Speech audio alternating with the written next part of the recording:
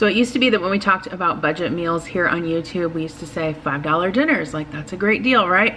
$5, make dinner for your family. Well, with the way groceries have increased in price, it's almost impossible to make a meal for $5. So we're going to $10 dinners, okay? If we can make dinner for our family for 10 bucks with items from the grocery store and skip the drive-through, we're gonna save a ton of money. I don't know about you guys, but anytime I take my family to even a fast food restaurant, for 4 of us, it's like 40 or 50 bucks, which is crazy. So join me in today's video where I've got 5 dinner options for you guys, all of them around $10, and I'll also be breaking down the prices of the ingredients as well. So let's go. Okay, so first up, we are making BLTs. I have priced all of the ingredients in this video at Walmart, so you can see the prices per ingredient on the screen here. If you didn't have to buy the chips, this would be well under $10. Okay, BLTs for dinner. We have bread, we have bacon. This is thick cut bacon. I actually got this on sale at Hy-Vee for around $5 for this whole package. Normally I cook my bacon in the oven, but we're kind of running behind tonight and I have some things I need to do, so it's quicker obviously just to cook it on the stove. And then I also got out some lettuce and some tomatoes from the fridge and washed those up. So for the bacon, especially if it's thick cut bacon, you want to make sure you cook it over medium heat so that it has a chance to crisp up as it cooks through. And then as you drain it on paper towels, it will crisp up a little bit more. All right, so I went ahead and sliced up these tomatoes. Whenever I make BLTs, I always season the tomatoes with a little bit of salt and pepper. I like to toast my bread for BLTs, but you do you. After the bread is toasted, I just put some mayo on both sides and then go ahead and build the BLT. So I put several slices of bacon on there and then the seasoned tomatoes and the lettuce.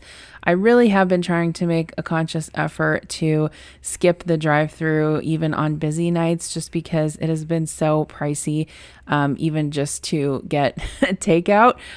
So these meals that I've had the past couple of weeks have really saved us some serious money. Yes, we are using paper plates because I'm tired tonight, but this is what we're having for dinner. BLTs and chips.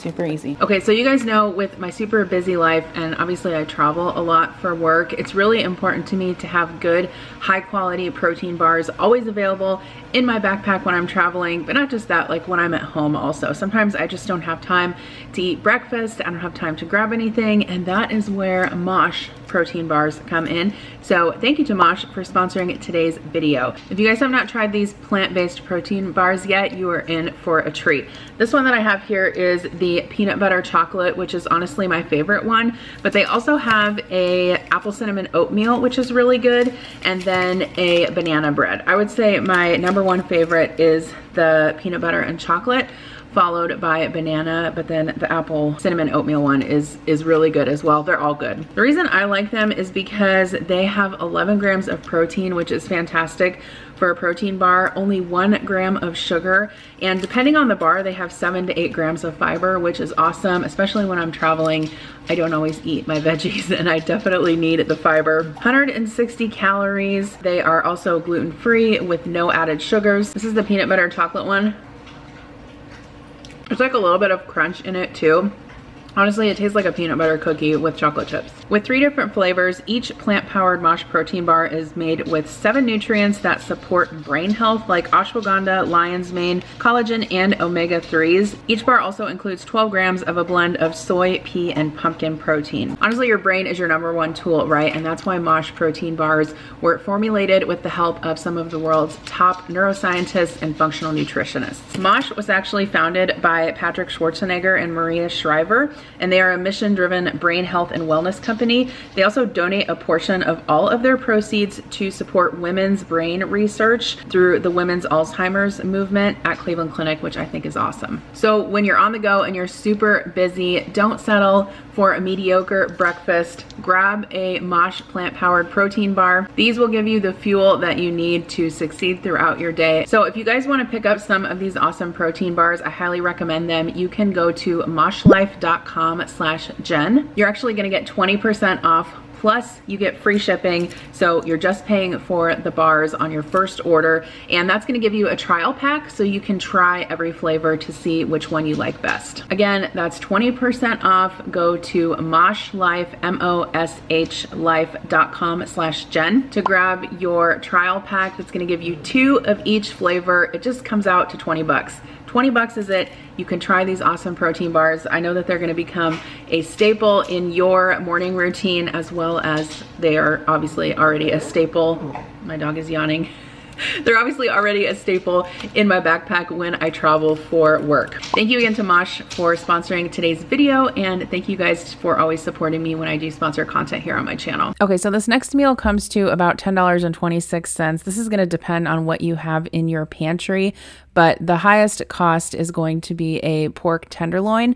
Honestly, you can probably even find this on sale at one of your local grocery stores for even cheaper than you can get it at Walmart. But you want to take your pork and basically cut it into about 2-inch thick medallions. And then I'm just seasoning this on both sides with salt and pepper. This is a honey garlic pork tenderloin that's made in the Instant Pot. The sauce is so good. So make sure that you make some cauliflower rice or mashed potatoes or rice or something to soak up that sauce, because it's really delicious. So I'm combining all of the ingredients for the sauce in a measuring cup, just some spices, some balsamic vinegar, some soy sauce. I'm also going to add some broth to there as well. But basically what we'll do is we will sear the pork tenderloin on either side after we season it in the bottom of the Instant Pot on the saute function. You don't need to cook this through, just get a little bit of color on both sides. And the reason why I love this dish is not just because it's delicious, but because when you sear it in the Instant Pot, then you end up cooking it in the sauce in there as well. So obviously you don't have to dirty more than one dish. And I think when I made this on this night, I actually just whipped up some instant mashed potatoes because that's what I had on hand in the pantry, and it worked out just fine. So after the pork is seared, I went ahead and poured in the sauce mixture, and then I just deglazed the bottom just a little bit, put the lid on, and then I'm going to go ahead and pressure cook that. And then after it's done, we will go ahead and thicken up the sauce a little bit with just some cornstarch mixed together with a couple tablespoons of water. This works really well to thicken the sauce. And at this point, after the sauce is thick, you want to taste it so that you can see if it needs salt or pepper or whatever. Obviously, seasoning of sauces and things like that is to your taste. So I actually tasted this and it tasted perfect. It didn't need anything. It's really good. This recipe has a lot of garlic in it, so if you're a garlic lover, you will definitely like this. But you can see how thick that sauce got.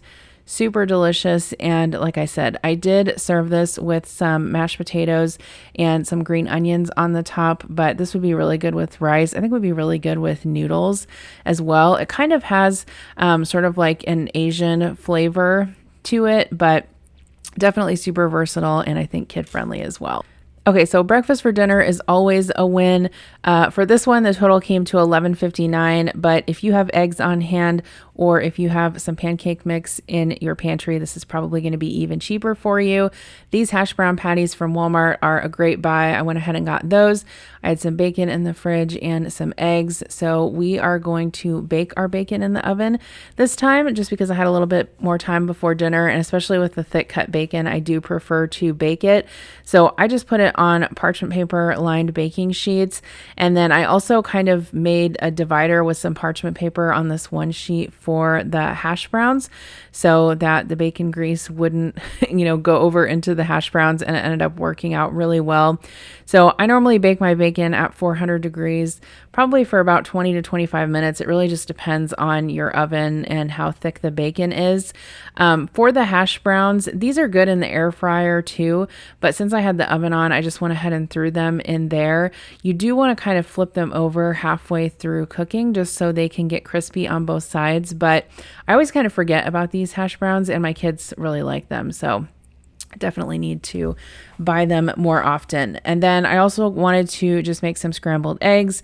So we're gonna have the scrambled eggs, hash browns, bacon, and Adam and Connor both begged for pancakes. And since I had some pancake mix in the pantry, I put that together as well. But the boxes of pancake mix at Walmart are like less than $2, which I think is a great buy. So I'm gonna go ahead and slowly scramble my eggs, and then I rinsed out the measuring cup, and I'm just using that same cup to mix up my pancake batter. This actually worked really well. This particular measuring cup, I got this from Temu. I have been using it a lot, and it was the perfect spout to be able to pour my pancakes into the pan to cook. So I'll definitely be using that again. For the eggs, I'm just cooking those over low heat and scrambling them really slowly so they don't get tough. And then I also had a skillet out greased with a little bit of cooking spray for my pancakes. That's the thing with cooking breakfast, is I just feel like there's so many dishes that you end up dirtying. So it's nice to be able to kind of cook some of the things in the oven. Once the hash browns came out, I did season those with some salt and continued to scramble my eggs. The bacon was done as well. I normally do remove the bacon from the baking sheets if there's a lot of grease and kind of drain it on some paper towels. But yeah, this was honestly a last minute decision for me to make this dinner. I typically mostly have all of the ingredients to make some kind of breakfast for dinner. And honestly, no one complains about it.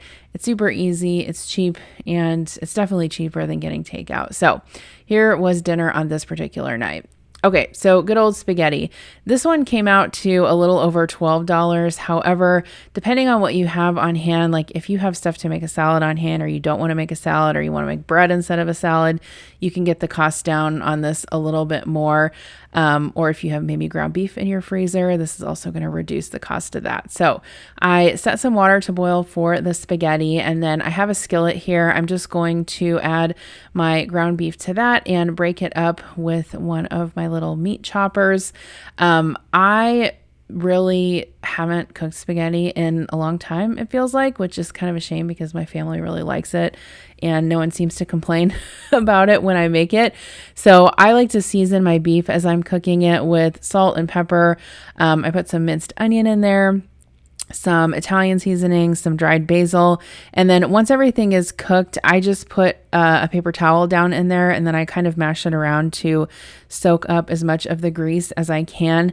It really depends on the ground beef that I'm using. This did have some grease in it, but sometimes when I use ground beef from our freezer, it doesn't have as much grease and I don't have to drain it.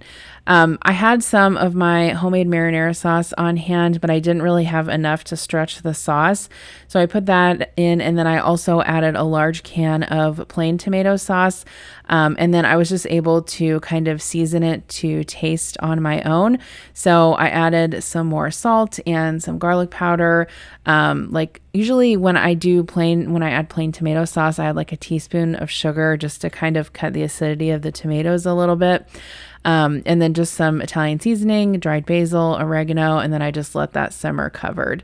For the spaghetti, I'm going to go ahead and salt my water, and I'll add the noodles to that. It used to be that I only had to cook half a pound of pasta for my family, which I don't know, I guess I might be able to get away with that still because I haven't really been eating pasta. I ended up eating mine over zucchini noodles, but it's kind of funny how that works with your family as your family like grows, and then suddenly you realize that like 1 pound of ground beef is not enough for your tacos, and then it's like, oh, now I have to start cooking 2 pounds of ground beef because I'm basically feeding 4 adults. But anyway, I went ahead and chopped up my lettuce, and then I had some Caesar dressing and some Parmesan cheese and stuff in the fridge, so I didn't have to purchase any of that, but I'm just tossing this up for a quick Caesar salad, and then I'm going to go ahead and keep stirring my marinara sauce. obviously go ahead and taste it and season to your taste. Once I drain my spaghetti, I like to just spoon a few spoonfuls of sauce in with the spaghetti in the pot. I like to do this rather than tossing it with oil. I just find if you toss it with oil to keep it from sticking, that obviously the sauce then won't stick to it. So I just keep the spaghetti warm in the pot and I add a few spoonfuls of sauce, and that seems to work out well. So here's what we had for dinner on this night. We had the spaghetti with some Parmesan cheese, and then we had the Caesar salad on the side. No, I did not make any bread, but that was dinner tonight.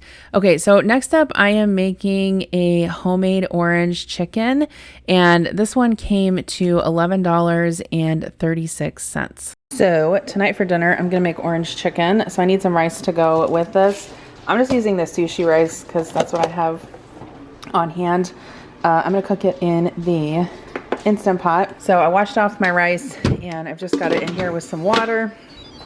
And then I just use the rice and then I'll cook on low for 12 minutes. So to make this sauce for the orange chicken, I'm going to add some sugar into this saucepan along with a cup of orange juice, 2 tablespoons of soy sauce, 2 tablespoons of rice vinegar. I'm gonna add some garlic paste and some ginger paste. I did put a little bit of red pepper flake in there, not too much. And then this is just some cornstarch, 1 tablespoon mixed with a little bit of water. And then I'm just gonna cook this until it thickens up. Okay, so I've got 4 chicken breasts here that I just cut up into cubes. I'm gonna go ahead and whisk these eggs up, and then we're gonna bread them in the egg. And then this is a mixture of flour, salt, and cornstarch. And then I've got my oil heating up. Our sauce is done, so we'll toss that with the chicken when the chicken's done frying. And then my rice is done also. I just fluffed it and I'm just gonna keep it on keep warm. Okay, so definitely the tedious part of this recipe is breading and frying all of the chicken. So you basically take the bite-sized chicken chunks and you dip them in the beaten egg and then in the flour and cornstarch mixture. I used a fork and kind of just stirred it around so that I didn't get my hands messy and I wasn't sitting there, kind of dipping every single piece. And then I fried these in some canola oil. I will say, this is quite tedious and takes a long time kind of breading and frying all of these pieces of chicken. I wanted to try it out just because I've never made homemade orange chicken before and it's something my kids really like. Spoiler alert, they did like it, but I feel like it wasn't necessarily worth the effort. Like, it was really good, don't get me wrong, but I also feel like the Trader Joe's orange chicken is almost just as good cooking it in the air fryer. Don't forget to grab that exclusive discount on Mosh plant-powered protein bars at 20% off plus free shipping. So click that link in the description box below and grab your sample pack, and I will see you guys in my next video. Bye.